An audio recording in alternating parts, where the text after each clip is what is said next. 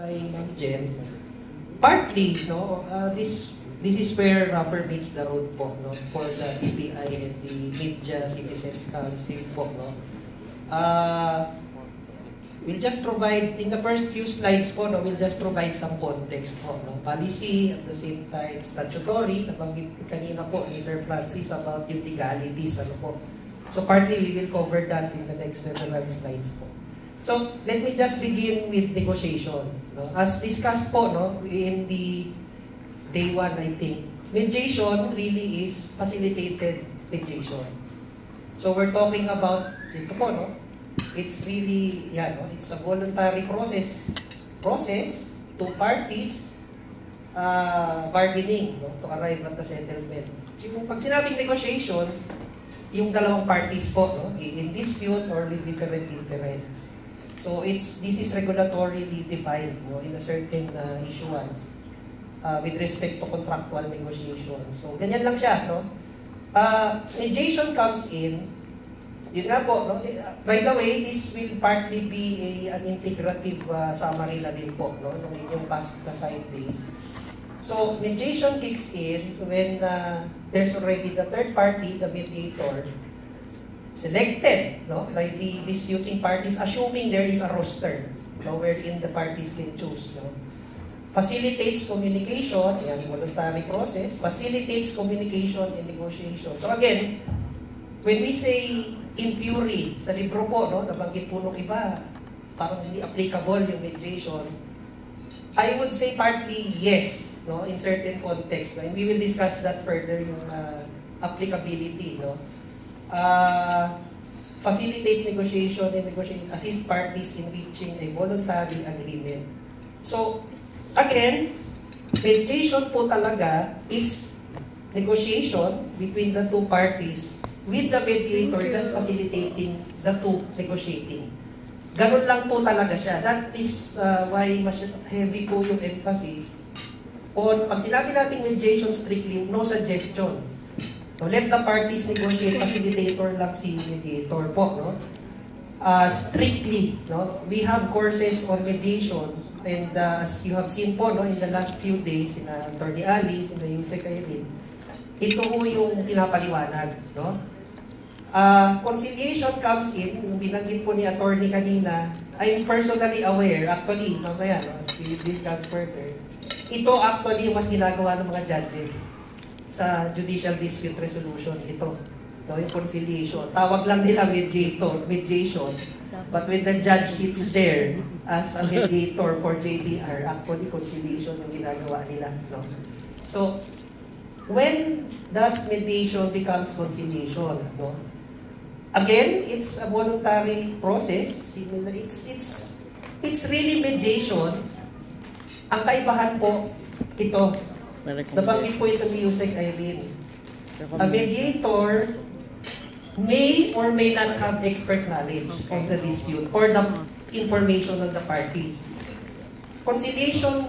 Mediation becomes conciliation when the mediator has guaranteed expert knowledge. No? Expert knowledge, let's say legalities. No? Among the lawyers, let's say, nabanggit ni Attorney Ali yung media law. No? When the dispute is about a journalistic material, no, and a complaint against that journalistic material, then the conciliator or the mediator has knowledge on the legal ramifications of that kind of dispute, or probably journalist siya, or both, expert knowledge comes in. Kasi alam mag-evaluate po ni mediator saan papunta to, at more or less masasabi niya ano yung root cause ng dispute. No po. So, yan, no? Sa mediation po kasi, hindi required yung expert knowledge. Ang kailangan lang mo sa mediation, alam mo mag-deal. Regardless kung alam mo yung let's say, the dispute is about intellectual property.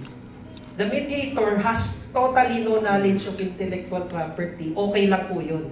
No? Kasi trabaho lang niya, moderator, facilitator. Yung dalawang parties pa rin mo nag-negotiate.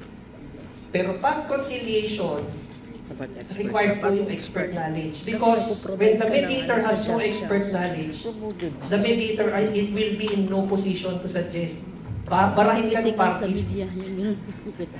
So hindi nila tatanggapin yung recommendation kasi, teka muna, you're discussing legalities, you're not even a lawyer. No? So yan, yung mga ganon, ano? So, kaya I think Yusek Irene emphasized that no, when she was delivering the lecture, yung expert knowledge po. Subject matter, yan, o the subject, yan. The conciliator is expected to make settlement proposals. No?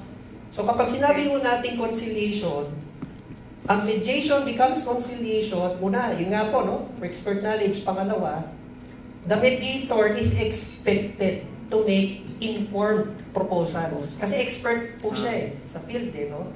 So, yun yung pangalawa po, no? Na basic element po ni conciliation. Pangatlo po, yan, settlement proposals, so negotiated agreement, no? Sasuggest, and expert advice. And where does expert advice come from? Doon sa expert knowledge. No po? Yan. To the parties, ang pang-apat po, which is common also to mediation and negotiation kanina, without imposing a binding decision. So, the expert opinion or advice of the conciliator, mediator, hindi siya binding. Suggestion pa rin po siya. Ibig sabihin po, facilitated ano pa rin. No? Conciliation is still facilitated negotiation. Conciliation is still a form of mediation. No? Kaya sabi sa batas, interchangeable, no? Ang kaibahan lang po talaga, expert know-how of the third party at meron siyang expert opinion and advice but the common is, hindi siya imposing, no? Yan. So even among the lawyers here po, no, even in judicial dispute resolution sa JBR, ganun din, no? Although, medyo weird yung setup nila kasi the judge will wear the hat of a conciliator.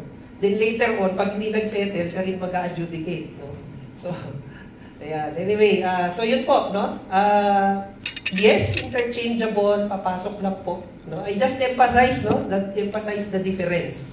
When mediation becomes conciliation po. No? The precondition, the expectation, and the final outcome. Okay? Sample. Before I proceed to yung ano po, no? So where do you go from here? No? Tsaka yung legal framework po. In this slide po, this is the internal rules of OADR on mediation conciliation. Meron po kami yan. No? For grievance. So I think maybe in some of your home mother companies or institutions, maybe meron kayong grievance facility, no? Or machinery. Actually, your work in the MCC it's a grievance facility, no? As discussed by B. Ariel, nakakabit ito sa Code of Conduct po ninyo and complaints handling mechanism. So ito po sa amin ito, no? Just to show you as a way of a sample. So simple lang po yung aming mediation conciliation procedure. It's a 3-stage process. This integrates, yung tinuro po sa inyo ng 4 na araw, ito yun. No? We just did it in a very simplified 3-stage approach po, no? So, one, of course, sabi nga po, opening statement, no? That's indispensable. In any ADR proceeding, in any dispute resolution, no, meron yan, no? Sa korte, more or less, pre-trial yan, ano? So, opening statement from the mediator, conciliator. So, by the way, I'm emphasizing mediator-conciliator, no? Because that's really your direction, ano? Purpose, objectives, procedure, rules of the conference, including roles, responsibilities, and process decorum. So, sinamarize na. So, kapag si mediator-conciliator, whether mag-isa siya or panel, pwede po kasing panel yan, no? Sa amin po, panel. Sa OADR, no? Yung aming internal grievance machinery, panel of mediator conciliators po, no? So, nililinaw na po agad ng presiding officer yon, no? Or ng mediator conciliator, yung mga yan, no? Yan, nakabulit po na yan. Which was really part of your training and part of your assessment yesterday. Then, of course, presentation of issues. Each party states respective positions and interests. Then, mediator, kung yan, kasama yan sa hinanap sa inyo kahapon. Ano po? Yung number 2. If you demonstrated that, ano? Because indispensable po yung number 1 and 2. Both in mediation and even in conciliation. Although, in conciliation po, ibang conciliators, nilalampasan na yan. No, diretso agad dun sa problem solving. I don't know if si attorney is referring to that, no? But I'm aware of some conciliation systems, lalo sa community. Wala na masyadong recoditos dun sa 1 and 2, diretso sa 3. Anyway, since this is mediation conciliation, so 3 stage. No? After the presentation, yun na, problem solving. This is where conciliation comes in. No po? Each party allowed to propose solutions until arriving. Itong negotiation muna to, no? Facilitated negotiation. So kung ito yung, so narinig na, no? Yung interests and position ng bawat isa, yung the nature of the complaint, the expectation of the other, then nag-summarize na. So the parties will now be allowed, no? So given the sinamarize natin, ano, the issues, interests, propose. Then the second bullet there, if no agreement is reached, ayan na, no? The mediator conciliator proposes solutions and facilitates dialogue. So, medyo nakakahon sa amin yan, no? Because internally, we try to distinguish, no? So, sa una, 1, 2, and 3, bullet 1, mediation pa yan, no? Mediation, so negotiate. If, so papasok lang sa amin ng conciliation kung hindi sila magkasundo talaga, no? So, then, yun na, yung dulo na po, no? Yung settlement. So, this is ours. As I indicated in the sample po yan. That this 3-stage approach is internal sa amin po, no? Mediator, conciliators, depende po sa inyo yan. Yung iba po kasi dumidiretso na or sa una pa lang, no? So, this is just a sample, no, of a combined mediation conciliation process. Sa amin, and I am aware in some government agencies, ganyan din po. No? Conditional yung evaluative recommendation, no? Expert advice. Kung wala silang mapagkasunduan, no? In some another approach po, kahit meron na silang negotiated quote-unquote agreement, papasok pa rin si conciliator. Kasi expert siya eh. Teka muna, may problema tayo dun sa pinag-uusapan yung agreement. Yan, no? Pwede din po yun. No? Not necessarily if no agreement is reached. Ganun po sa conciliation. Ano? Yung mas active or mas aggressive conciliation is, kahit may napagkakasunduan na sila, mag-i-interject pa rin si conciliator po. No? Base dun sa expert knowledge. Teka muna po, Mayor, journalist, no? Can I suggest, kasi mukhang meron na kayong napagkakasunduan, as mentioned earlier, yung power imbalance, no? So, yung sinasabi po ni Yusek Irene sa inyo 2 days ago, mahirap i-expect ang equity sa mediation. She is correct. Because that is mediation. But in conciliation, nabanggit ko po ito the other day, this is where you, as subject matter experts, journalists, and lawyers can come in to break, to somehow advise the parties to somehow level off and break and somehow level yung power imbalance, kung may power imbalance. Nabanggit kanina ni ma'am, kanina po, na minsan, or ni attorney din yata nabanggit, hindi magiging applicable. Tama po. Yun yung sinasabi ko kanina at nasabi ko din the other day. The weakness and limitation of mediation is power imbalance. When there is power imbalance, si mediator minsan nagigigil, no? Kinukwento ko sa amin ng mga taga-court annex mediation. Minsan gigil silang mag-suggest because talagang yung nagiging negotiated agreement favors the other party. Halos lumuhod na yung isang party, yung kinukwento ni ma'am, sinurrender yung susi ng jeep.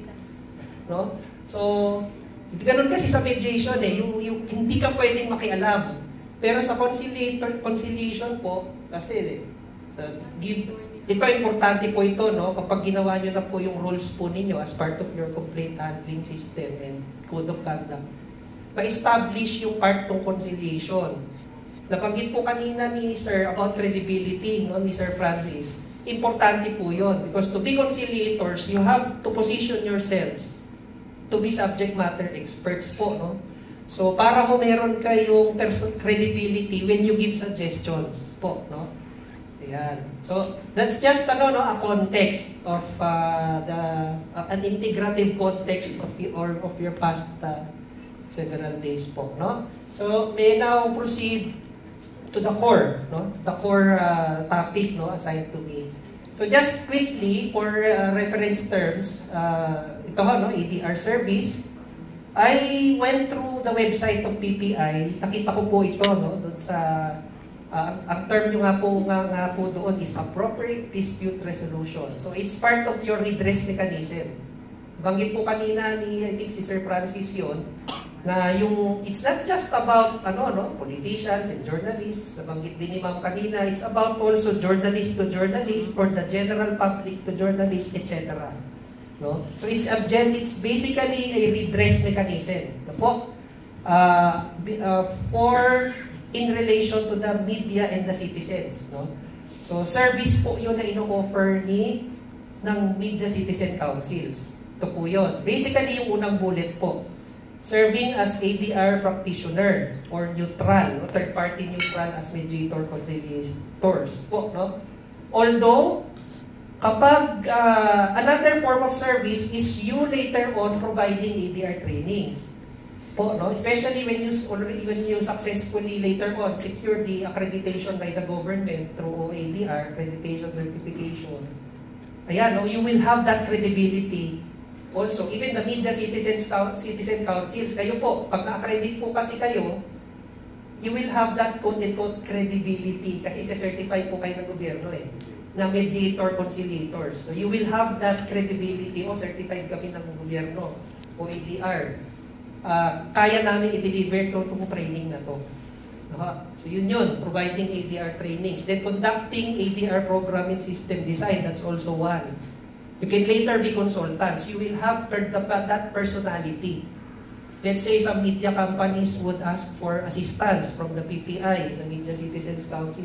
Can you help us build our grievance machinery, our code of conduct with redress mechanism? Pwede nila kayo maging consultants to build their own mediation or conciliation systems, no? Dagdag credibility po yung yung accreditation, no, certification ng gobyerno, as will be discussed later. Then managing, overseeing or administering ADR programs. Ito malawak na to. No, kapag halimbawa nagkaroon ng public-private partnership ang gobyerno, no, in the media sector, pwede yan. Pwedeng magkaroon ng ganung partnership na kapag mayroong dispute involving the media, pwedeng mayroong facility, referral mechanism si government papunta sa inyo. No? But that's, malayo pa yun. No? I-build nyo pa po yung inyong papunta dito sa kanan, sa program. Yan. So, ADR program is basically when an institution or organization, whether in the government or in the private sector, transitions from offering the service into making it mainstream and institutional long-term. No?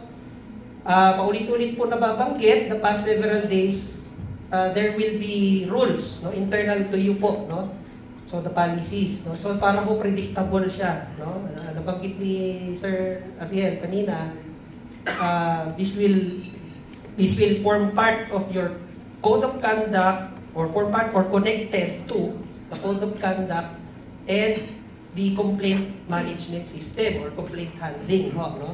Then procedures, organization, and resources. So, actually, ako personally, apart from building the rules, and later on having the training, and securing the certification, accreditation, organisado na po kasi kayo. No? You have already the organization, yung Media Citizen Councils.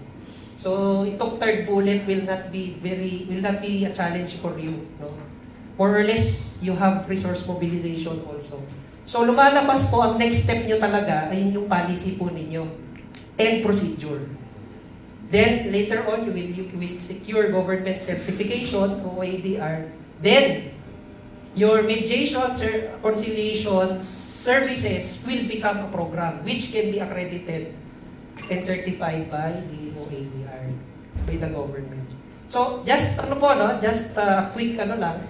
So again, we are operating, and later on, when the PTI and the MCCs secure that certification, you will be certified in the context of the ADR Act. No? The government certification for you will be in the context of this law. No? So, no? Basically, articulated Philippine ADR policy, no? Legal recognition. So, dito sa batas, dito ko nabanggit ni Ma'am Lea kanina, no? Interchangeable ang sinabi ng batas about mediation conciliation, pero diniscuss ko na po yung distinction kanina. Okay. The next slide, public policy. So, ganun din po, no? This is also the context of the government later on certifying your group, accrediting your group. Ito pa din po yun. So, when the PPI and the MCs and you as members po gets the certification and recognition, ito po yung mandato. No? In effect, you are espousing the public policy. That is the backbone of the government accreditation later sa inyo po. No? No? You will have that quote-unquote responsibility to actively promote party autonomy, the resolution of disputes. So yun na po yun. No? Negotiation, facilitated negotiation, conciliation. Freedom of the parties to make their own arrangements and to resolve their own disputes. But, as I mentioned earlier, in conciliation, you offer expert advice. Yun yung kaibahan niyo po. You're one step higher. No? Kaya sa mga internal na usap ka namin, we're saying medyo advanced practice talaga yung conciliation because it requires subject matter expertise. No? So by freedom, although you as subject matter experts also have the freedom to suggest to them. But at the end of the day, sila po yung magdidesisyon ng magiging resolution sa dispute nila. That's the essence of ADR. Party autonomy, no? It's not you acting as conciliator judge, no? But you're acting as mediator, conciliator to facilitate negotiation po. Then number 2, no? Encourage, actively promote the use of ADR. Yan, no? We'll discuss that further. No? Efficient tool. Ang keywords dyan, no? Efficient. And dito nga binanggit yung appropriate na term. No? And number 4, yan po, no? Enlist active private sector participation in the settlement of disputes through ADR. Ito na po yun. The number 4 is really the policy backbone of the Memorandum of Agreement ba? Or understanding of the OADR and the PPI. Okay? Then, just quickly po, nabanggit kanina ni Sir Francis yung let's be grounded on some on legalities. Tama po yun. Because if the PPI will and the MCCs will later on advocate for this, you have to be very strongly grounded on the statutes, no? Enabling ADR in the country, no? That will give you that added credibility po, no? So just this is more informational, no? Itong mga susunod na slides. So nabanggit po natin, partly nabanggit ito noong day 1. So ito po yung mga ADR mechanisms sa court, no? As I mentioned earlier, yung court annex mediation, yan talagang strictly sila, no? Mediator talaga. Hindi sila nagko-conciliate dyan. Pero pagdating dyan sa judicial dispute resolution, yan, mga judges po yung nagiging mediator dyan. Or what they do more or less is conciliation, Kasi dito yung mga judges nagsasabi na, alam mo iho, yung kaso mo patalo yan. So, ganito na lang, no? Bayaran mo na siya, kahit partial, magkasundo kayo ng ganito, gano'n, nag-a-act na siya as conciliator. No? Kasi expertise ni judge yun alam niya yun no? Yung mga pwedeng kahinatnan, no? Yung criminal and civil liabilities. So more or less, conciliation ang ginagawa ng mga judge dyan sa JDR. Then, sa Court of Appeals, no, pag-usapan po natin yata ito in day 2. May nagtanong po nito, si Ma'am yata. Yes, meron din silang mediation sa Court of Appeals. But again, yung mga justices doon, more or less conciliation ang ginagawa. Court of Tax Appeals, ganun din, no? Yung justice, yung presiding justice ng division nila, nagsasuggest talaga siya, o ganito na lang, kalkulahin na lang natin ang ganito yan. So, yun. So, medyo conciliatory yung approaches ng mga justices and judges po dyan sa JDR at sa appellate. Okay. Then next slide. Ito, no? Of course, napag-usapan ko partly yung katarungan pang barangay, then labor dispute resolution, no? It's bylaw. Sa inyo po, while I am showing this, by the way, ito pong these slides po, no, are statutorily mandated. No? Inuutusan ng batas ang gobyerno na dapat meron yan. Although, kahit nakautos po sa gobyerno gawin yan, that does not preclude you in the private sector through PTI and the MCCs to cover some of this at least. No? Yung katarungan pang barangay, non-negotiable. No? Kasi pag civil cases and light criminal offenses, no choice, dadaan talaga dyan. Pero halimbawa, yung iba, labor-related dispute in a media company, pwede nyo rin i-cover yan. No? Para hindi na sila pumunta sa NCMB, para hindi na pumunta sa NLRC, yung mga members of the press. No? Kung meron silang labor dispute within the media companies. Sa pumunta na kayo doon, we have accredited mediators, conciliators here. Tayo na muna mag-usap-usap bago kayo pumunta sa NLRC. At malalaman pa ng buong bayan yung away-away natin dito sa sektor natin. Tayo na lang dito. No? Pwede po yan. Pwede nyo i-cover yan. No? Labor disputes within the media sector. Bago pa pumunta sa NLRC, sa DOLE, etc. Then, kasi pag umakyat niya dyan, yes, may conciliation, mediation din sila. Why go there when there is a facility for the media, no? Yan, construction industry, I don't know if meron yan. Wala siguro sa inyo, no? Then, among government agencies, sa amin yan. Ayan, no? Mediation for agrarian disputes, no? That's mandated by law also. Yung mga alam na alam siguro niya na to ni attorney. So, itong sa that's one of the redress mechanisms, no, for agrarian beneficiaries and claimants. Consumer complaints under the Consumer Act of the Philippines. I'm not sure if this will apply for kasi sa inyo po kasi it's services, no? Hindi sila consumer products per se. Then ito sa sa DNR, mining, intellectual property, yan, no? Indigenous Peoples Rights Act, no? Yung sa dispute resolution for indigenous peoples. ADR din po yan, no? Mga non-judicial mechanisms. Then ADR in restorative justice, no? Bakit kanina ni Ma'am Leia yung restorative, no? But this is with respect to children in conflict with the law. Sa mga local governments po yan. Then, at yung mga convicted criminal offenders under probation and parole. Then, ADR for intra-inter-cooperative disputes. Baka, meron sa inyo po nito, no? If some media companies will have their own cooperatives. Ayan, no? So, pwede nyo rin yan i-cover, no? Kaysa pumunta sa Cooperative Development Authority, doon magbangayan, sa inyo na lang, no? Since you are offering that this service for mediation conciliation, tourism-related disputes, no? Sa DOT yan, sa TESA, insurance industry, hindi na yan siguro masyadong related sa inyo.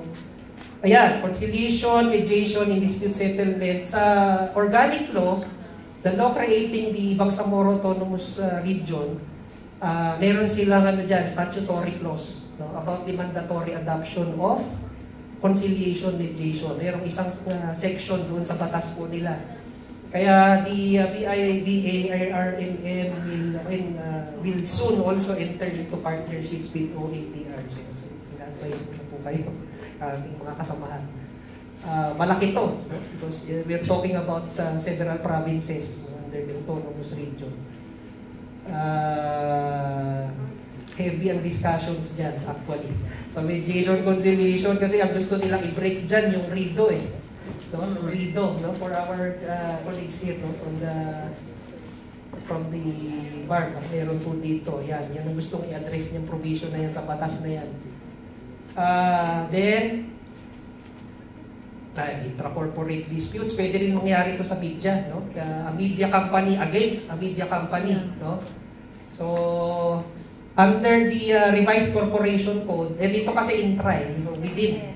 Pero pwede din po mangyari sa inyo to. Ang nire-require po kasi ng SEC for private companies registered, no? Registered and listed companies under the law, kapag mayroong dispute, no, within a company, within the board, within the incorporators, the members, ang sabi po ng batas, arbitration dapat yan.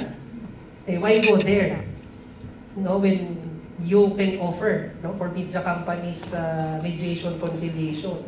Adversarial kasi yung arbitration. So bago pumunta sa arbitration, kung mayroong mga disputes po within and among media entities, pwedeng kayo na yan, no? Pwedeng yung part of your services. Then, ADR for consumer, financial products naman po yan, no? E-wallet, banking services, so yan, PSP, insurance, etc. Online dispute resolution, nasa batas din po yan, bago lang po yung batas na yan. Yung mga e-commerce platform, Shopee, Lazada, no? So, sinabatas na po yan last December. So, online dispute resolution. Nabanggit ko po ito partly in day 2 or 3 po na yung the MCCs, no? If you, ano lang naman yan eh. Ito kasing online dispute resolution, this is ano po, parang mayroong application system na ginagamit to facilitate mediation, conciliation, negotiation. Pero karamihan ang ginagawa po dyan yung ano lang po, video conferencing, no? Tulad nung sa judiciary nung nag-pandemic. So, pwede nyo pong idagdag yan sa procedures nyo po. Makakatulong kasi yung online po kung hindi capable yung isang party or yung dalawang party na magharap sa isang location. So, that's what many government agencies did, no? Para lang ma-facilitate ko yung mediation, conciliation, and arbitration. Then, other government ADR programs, dito po papasok yung na-discuss at nabanggit po ni Fiscal, na din yung sa prosecution, no? Mediation. Wala sa batas nila directly, but under internal rules po na DOJ, yun nag-provide po ng mediation, conciliation procedure, including libel and cyber libel. So, just to mention lang po, no? I don't know kung napanood nyo po yung sa national news. Last week yata yun or 2 weeks ago. It's about the cyber libel complaint filed against Christy Permin. No? So anong sinabi ng fiscal nung ini-interview yung DOJ at yung prosecutor? Sabi ng prosecutor at nung taga-DOJ, they will undergo mandatory, well, hindi naman niya ginamit yung term na mandatory, but they will be invited for mediation. Because nandun ho siya sa rules nung bagong ni DOJ. No? I think it's saan bang prosecution office yun? San Juan ba yun? Quezon City. Yun. So sinabi nung fiscal or nung DOJ, they will be invited to undergo mediation. So in-interview yung dalawang party, mga abogado nila, yes, Miss Christie is open to mediation. Tapos yung complainant na artista, sino ba yun? Yes, we are also open to mediation. Sino ba naman ang tatanggi sa mediation? Kung sinabi na sa national media, mahiya ka naman kung tanggihan mo yung mediation, di ba? Actually, that's one strategy for you. No? Ako lang, naisip ko lang po, no, for the MCC. No? Kapag pinablicize nyo na yan, mahiya na si Mayor. In-invite po siya, no?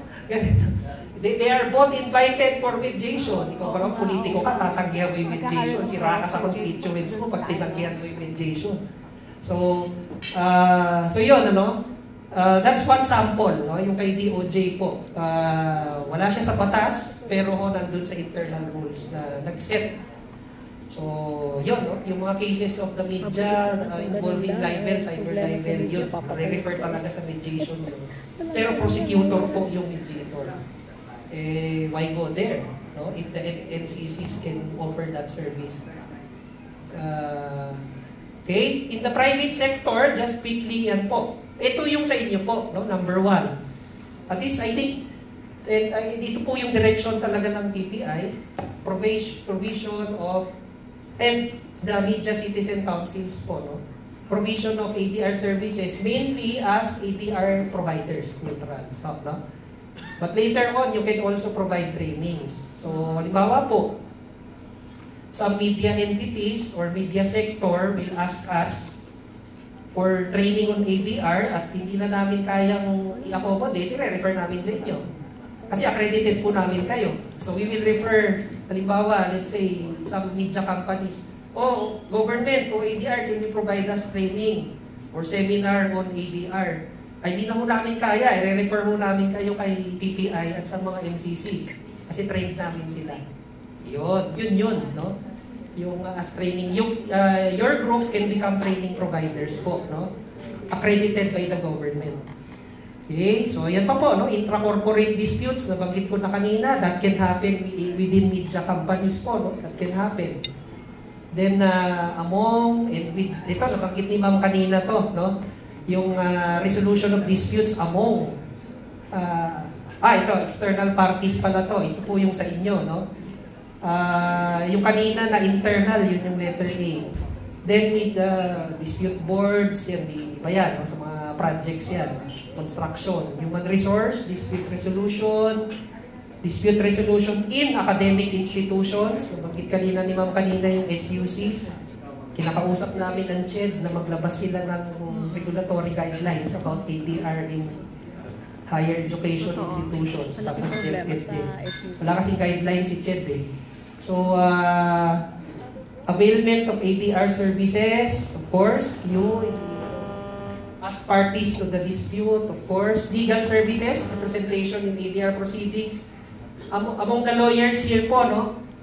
Yan, so since trained po, no? Kung dati po, walang gaanong training or exposure sa mediation, conciliation, now you have that, and you can better represent your clients, no? In such proceedings, given the added learning po and skills, no? Yung iba mga law firms po na nagpapatrain sa OADR, yan ang number 4, ang kanilang enterprise. No? Not much on the being the third party, but more on being the counsels in arbitration, no, and negotiation, etc. Individual Commercial dispute resolution o contract. And this is particularly true for the big media companies, no. Contract and commercial dispute resolution. Kaya mo po. So may more or less yan ang universe po, no, ng paggamit ng ADR in the private sector, which some of these may relate to your sector po, no. Thank you. Then, some case statistics lang po, nabanggit ko po ito. Pero hindi na lahat, no? Pakita ko na lang po yung totals. Sa katarungan pang barangay po, actually kulang pa yan, no? May naantay pa po kaming datos sa DILG, kulang pa ng mga 100,000 yan. But more or less, 500,000 cases po, no? Ang every year, ang nare-resolve po, no? Through the barangays, no? Pong pagpapamayapan nationwide po yan. So, mga nasa around 500,000 po yan. Mataas, no? Yung kanilang success rate, so to speak. So, mga 3 out of 4 cases na naidulog sa barangay ay hindi na tumutuloy sa korte. So, then, more or less, mediation, conciliation din po sila, no? Most of the cases are mediation, conciliation sa barangay level, then executive branch, but of course, we know the limitations of barangay. Jurisdictional po kasi yan. Then, ito, executive branch, lahat na ho ng ahensya ng gobyerno yan, marami din, no? 1,000 rin. Sa judiciary, yan, yung mga cases po, no? Filed before them, especially the civil cases and light criminal offenses, are subjected to judicial mediation. Then, ito, yung mga ibang accredited. Ito po, yung OADR accredited practitioners and private ADR organizations. So, when PPI, together with the Media Citizens Councils, become accredited by OADR, yung mga kaso po na mahahandle ninyo through mediation, conciliation, ay sasama sa statistics na to. No? The OADR will be asking you for statistics from time to time po. That your data will be included here, no, in our data reports and disclosures po. But of course, you will not be asked to disclose confidential information. Normally, what we ask for are just the numbers and the nature of the disputes that you handle. Then, yeah, general principles. So when you formalize your program na po, these are the important principles na po, no, to remember. Una po, access to justice. So fair, the operative terms here are fair, inclusive, expeditious, and less costly. So when your group po formulates your internal guidelines and rules when you do your mediation conciliation, important to observe that, no? How will the procedures ensure fairness? And when we say fairness, how will the procedures more or less level power imbalance? Pwede yan, no? Pwede niyo po yan ilagay dun sa internal rules po ninyo, no? How will the mediator conciliator more or less level? No? So pwede po yan ilagay, no? So that the ADR proceedings will be very fair and inclusive, no? Yung management of power imbalance. So, pwede po yan ilagay doon, no? Doon sa inyong guide or manual, no? For the mediators, conciliators. How can we manage power imbalance during these proceedings? Para hindi yung underdog siya yung maninikluhod doon at tatanggapin na lang lahat ng hihingin ng complainant, no? So, kahit hindi fair. So, but as a matter of principle, as much as possible, ADR program should find a way to level power, no? To be very fair and inclusive po. Expeditious and less costly, yan. Meron pong ibang mga government agencies po kami na kinukall ang attention kasi hindi sila ayaw nilang mag-mediation kung walang verified complaint, kung walang hindi notarized ang complaint. Sabi naman namin, amicable settlement nga ba't i-require nyo na complaint affidavit? So, oo nga, no? Magpa-complaint affidavit kayo na formal, notarized, verified, kapag hindi sila nag-settle. No? Ano? So kaya yung iba, gagastos pa sila, papanotaryo pa, para lang makapag-mediation. So yun, that's just one sample of how to make it less costly. No? Gusto nga natin, hindi na sila mag-abogado So allow them to undergo mediation, conciliation, even without a verified complaint. No, report pa lang, reklamo pa lang, kahit verbal. No, kahit simpleng sulat or email, pwede na, kahit walang verified complaint. So kasi government po kami, no? So kaya yung iba, sanay na yung mga taga-legal, yung mga government lawyers, hindi tayo mag-mediation, but kailangan may formal complaint muna. Kaya dinidiscourage ka natin mag-abogado muna yung mga tao No? Then expeditious, no? Kung masyadong mahaba ho yung proseso, wag na lang tayong mag-ADR. Dumiretso na lang sila sa police or sa fiscal, no? So more or less, even you craft your rules po, we would really advise to set some timelines there po, no? Kasi yun yung isang disadvantage po kasi minsan ginagamit po lalo ng mga legal counsels na iba as dilatory strategy, yung ADR, or to demand concessions. Actually, yun yung I don't know if that was discussed in our module 1 or 2. Thank you. Yun yung ibang mga bad practices in ADR. So, ginagamit siya as dilatory tactic or ginagamit siya to pressure the respondent to give input concessions. Panakot. Ginagamit siyang venue, no? Para takutin yung kabilang party. So, yun. Hindi dapat ganon. Ano po? Yun yung mga pitfalls, no, of ADR na iniwasan dapat. Then, efficiency, streamlined procedure. Sabi nga po natin, simple lang, no? Yung mga technicalities, keep it within your group, no? Do not bother the parties with technicalities. Do not bother them. Leave the technicalities to you, to your group po, no? Kung nakita niyo po yung sinample ko po kanina na isang slide na mediation conciliation, it's very simple.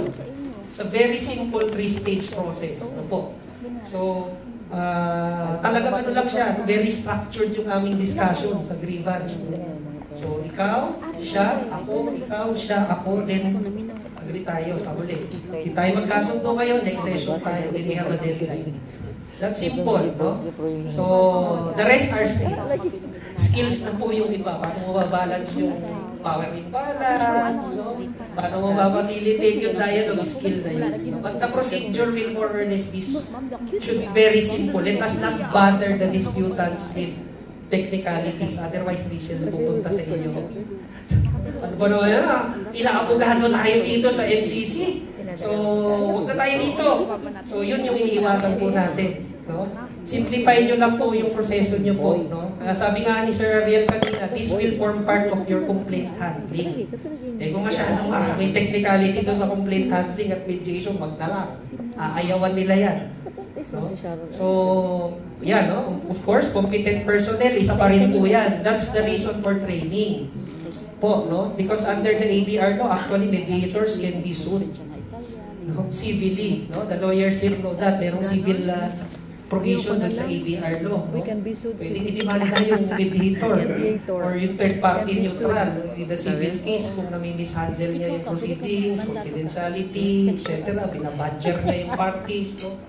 So, kaya importante po yung competency because there is a responsibility from your end po, no? Even under the law. So this will all, I won't surmise, this will also form part of your code of ethics. No? While you are wearing the hat of mediator conciliations because of the ethical controls. Confidentiality, impartiality, no? Sensitivity, inclusiveness, gender sensitivity, etc. As much as possible, yun nga po, less resource requirements. Then, effectiveness, malinaw ang objectives, ano lang ang mga reklamo na pwedeng i-cover nito.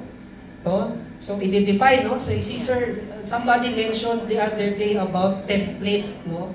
So, baka pwedeng i-templatize. Yes, pwede po yan, no? Lalo po kung conciliation kasi po yung system nyo.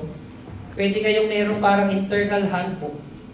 Na kapag ang reklamo ay cyber libel, ito yung mga pwede nating isuggest na resolution. Kasi binabalance niyo po yung power eh. Sa cyber libel, talaga may power imbalance dyan, no?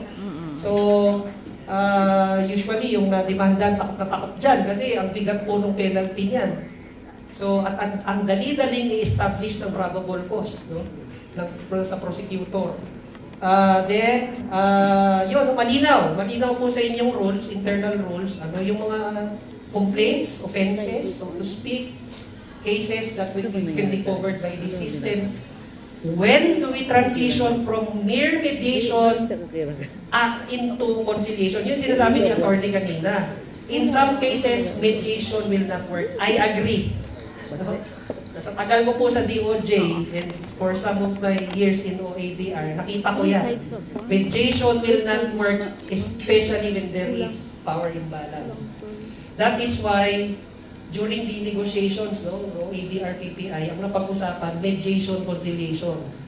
Kasi yun po yung makakapag-suggest po kayo, being lawyers and media practitioners, makakapag-suggest po kayo eh. Yun, pwede nyo i-ano yun. Medyo ilista nyo na. Kapag cyber libel, ito yung pwede natin i-recommend kay complainant. Ito yung pwede natin i-recommend. Ito yung pwedeng resolution. Kapag libel, ito. Kapag oral defamation, ito. Kapag financial dispute, ito. So, pwede po yun. Pero internal nyo po yun. Sa inyo lang yun. Pwede nyo ilagay sa rules or sa manual nyo po. Then, okay, malinaw po. Ano po yung pinocomply? Ito yung sinabi ni Sir Francis kanina about legal requirements. More or less, dapat ma-define po yan, no? Sa inyong internal rules, responsive to the needs of stakeholders. Ito yung sinasabing next steps po, no? When you craft your internal rules, you will need to be very, very sensitive of the needs of the stakeholders. Ano ang context ng mga disputants? Ano ang context ng mga journalists in these disputes? What is usually the root cause of this kind of dispute, no? I-define niyo po yan because the procedure should be responsive to the nature of the disputes and the powers and responsibilities and obligations that are involved po. No? Optimal design, yan, etc. Okay. Yeah, no? Generally, these are the components of an ADR program Mas pag-uusapan na lang po ito during your workshop. I was told there will be a workshop daw po, no, to be led by our legal division on the crafting of your program. So, that will start, the basis, governing formal rules of procedure, enforcement mechanism, code of ethics, ethical rules. Kapag nakumpleto po ito ng PPI and MCCs, i-accredit, pwede na kayo i-accredit ng officers. Ito actually 1 to 10 ang requirement for certification. Po. So, yan. So, pag nakumpleto po lahat yan, which I understand ay yung workshop ko daw po in partnership with OADR. Pag nabuo yan, pwede na ako mag-apply for accreditation. Then, yan, no? More or less, na-discuss naman to partly during the session. So, of course, review the mandate, services, and systems. Mas mapapag-usapan po ito in the workshop. No? I would not want to bother you with the details of this. But more or less, yan po. No? Kaya sabi ni Ma'am Leia kanina, start pa lang po. Actually, dito pa lang po. Actually, jump na dito sa number 4. Ito po yung building the competency. Ito po yung ginagawa nyo ngayon. So, ang susunod na gagawin, babalikan yung 1, 2, and 3. No, based following the competencies and learnings that you had got. Then, the roles, party neutral, councils, no, training providers, legal councils. Ayan. Nabanggit po nung isang araw, pwede bang mayroong secretary? Pwede po. As long as the rules allow it, the guidelines of PPI and the MCCs allow it, at mayroong confidentiality controls. No? Hanggang saan lang ang pwedeng i-document, sino lang ang may access dyan, kailan pwedeng ilabas at kailan hindi pwedeng ilabas. As long as malinaw yan, pwede na mayroon hong documentation. Ano po? Or document. Yeah, these are professional standards po, no? I just have few minutes na lang.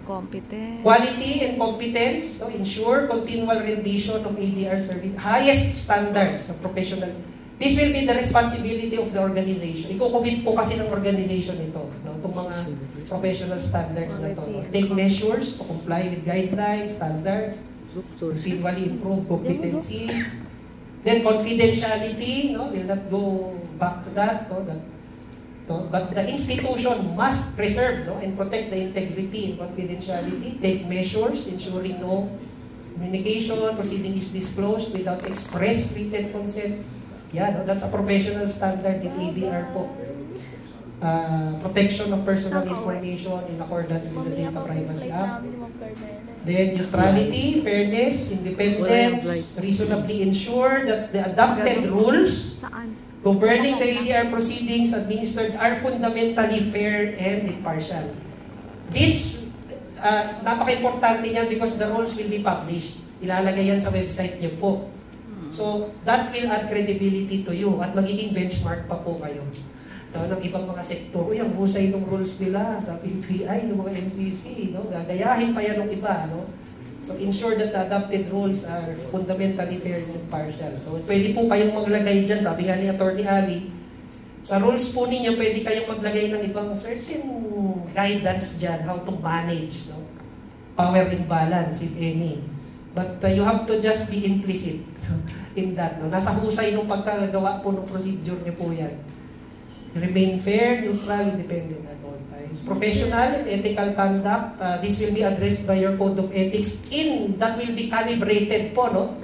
In relation to your mediation and conciliation services. Yan. Observe proper decorum, including gender-sensitive, gender-fair, non-sexist, non-discriminatory communication and demeanor. Actually, sa assessment nyo, tinitignan din po nila yan, no? Yan. Yung proper decorum, no, at gender sensitivity, ethical behavior, maintain. Ito po, no, kasama po ito sa magiging commitment ng PPI and NCCs pag nagpa-accredit po kayo. Maintain good standing in relations with clients. Pwede pong i-revoke ang inyong accreditation if you get involved in nandun sa guidelines. Discuss. Kapag may nag-complain from the community, the later on na-establish, may post for revocation of accreditation. Then, grievances and complaints, ayan. Pwede hong mareklamo ang institution. Pwede rin hong ireklamo ang mediator, conciliator kapag hindi na-observe yung mga professional standards sa taas po na pinakita, no? So this should also form part of your rules po, no, yung grievance. So what if the mediator is subjected to complaint? Nag-bias si attorney, nung nagano siya, hindi siya gender sensitive, nagbi-victim blaming siya. No? Yan. Dapat that is fair, no, in the rules. So pag may nagreklamo kay mediator, ano ang dyan, no, redress. Then transparency and accountability, qualification and professional information. Yan. So the PPI and the NCC should be transparent to the public on how do you do mediation conciliation. At least the minimum basic procedures. No? Huwag nyo naman po ilalantad sa publiko yung inyong mga techniques. Then accountable for the truthfulness. Okay? Yeah, no? This is just, we'll not discuss this anymore. Si Ma'am Lawrence mamaya magdi-discuss na nito. The purpose, and partly nasabi ko na rin po kanina, no? Hindi mandatory ang accreditation ni OADR, pero parang ISO certification siya. Yung mga familiar mo sa ISO certification, ganun po yung aming accreditation. Non-mandatory, but it will give you credibility. No? Will give you credibility for the parties in dispute. No? Kasi there is a certifying body. Ang certifying body kasi ng Pilipinas, sa ADR services is one government through ADR, private sector, meron din silang certification, pero individual.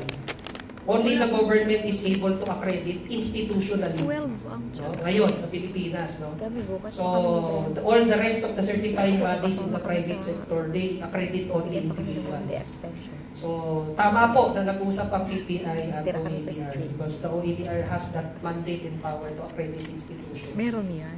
Yes. So pag na-accredit po kayo, kasama na sa listahan si PPI dito. So you will form part of the roster of accredited private ADR organizations. So, yung iba dyan, mga long time na po. No? Yan ang mga sikat eh. RCI, baka alam mo yung mga abogado yan. Yan ang mga sikat. Una pa lang nilagay sa Then, so pag nakasama po kayo sa listahan nito, lalabas dyan, Mediation, Conciliation, Philippine Press Institute, and Media Citizens Council. Ilagay mo na ngayon, sir. Pinapublish po kasi yan. OADR. Okay, if you pass. Sa lahat. At sa lahat po ng aming mga engagements, pinopromote po namin.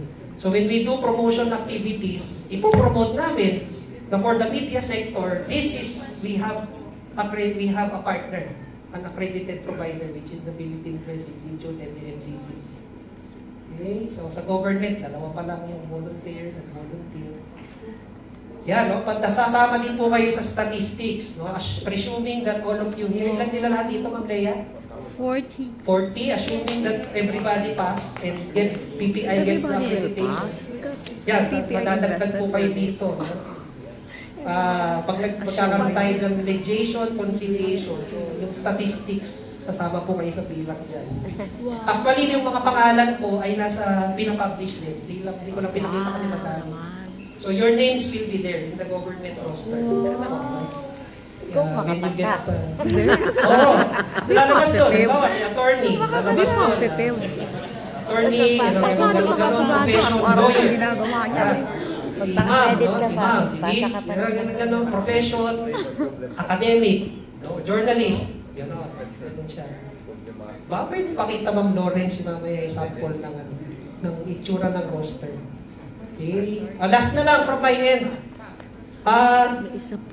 Ito po yung inaantay namin, maybe some of the lawyers are aware.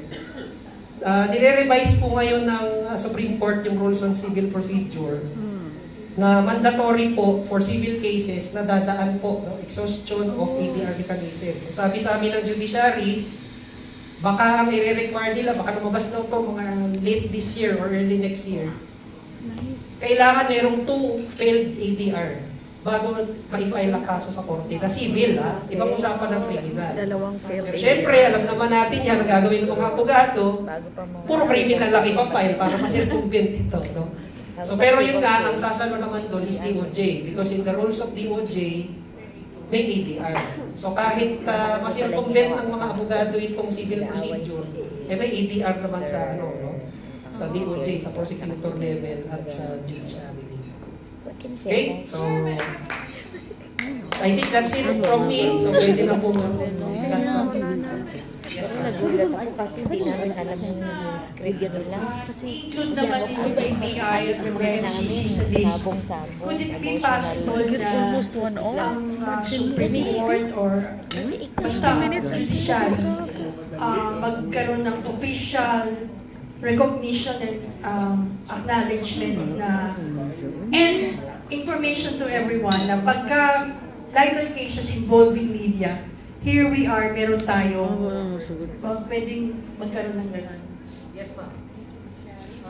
Hindi pa na-mention na yan. Yes, ma'am. Opo. What we can do, ma'am, is yung i-discuss ko mamaya ni Ma'am Amy, is through the stakeholder engagement and promotion. Kasi mandato po ng ahensya namin po yun eh. We are actually mandated to promote the ADR provider. So when we accredit you, we are duty-bound to promote you. Ganon po. Kami po, o ADR, but we cannot compel the judiciary to do that because they have their own system po, court annex. So, but at least the executive branch, po, plus the roster po kasi is nire-refer namin sa lahat ng ahensya ng gobyerno.